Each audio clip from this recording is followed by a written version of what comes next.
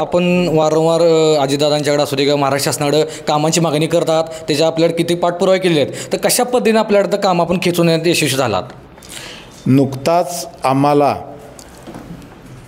आदरणीय अजितदादा पवार यांच्या नेतृत्वाखाली व राज्यसभा खासदार आदरणीय सुनेत्राताई पवार यांच्या माध्यमातून केंद्रीय मंत्री नितीनजी गडकरी साहेब यांनी 10 कोटी रुपयाचा निधी आपल्या वाघवाडी ते लाडेगाव ह्या रस्त्यासाठी मंजूर केलेला आहे आणि ती अत्यंत आनंदाची गोष्ट आहे।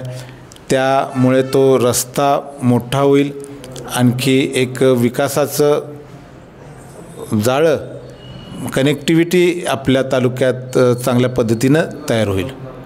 दादा, आता आपली निवडी पण काय झालेली आहेत, आपलं आता स्थानिक स्वराज्य संस्थाचं हे वर्ष आहे, येणाऱ्या वर्षात सगळ्या निवडणुका लागणार आहेत, आपली त्या पद्धतीची तयारी सुरू आहे। कशा पद्धतीने निवडी झालेल्या आहेत आपल्याला, कोणाकोणाला दिले आहेत?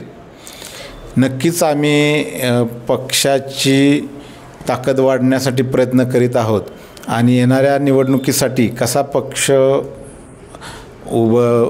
बळकट होईल ह्याच्यासाठी प्रयत्न करीत आहोत आणि त्याच प्रयत्नाचा भाग म्हणून आम्ही एक महत्त्वाची निवड केलेली आहे। आमचे सहकारी ND पाटील शुगर्सचे चेअरमन माननीय दत्ताजीराव पाटील यांच्यावर आम्ही शिराळा वाळवा विधानसभा कार्यक्षेत्र अध्यक्षपदाची जबाबदारी दिलेली आहे।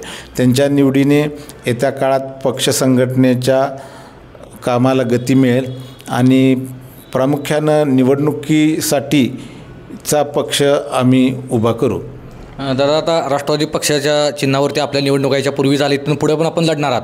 कशा पद्धतीने लोकांच्या आपल्याला तळमळ आहे, कशा पद्धतीने लोकांच्याकडे आपल्याला जनभावना मिळते? लोकांच्या अपेक्षा आहेत पक्षाकडून, आम्ही लोकांच्या अपेक्षा पूर्ण करण्याचा प्रयत्न करत आहोत।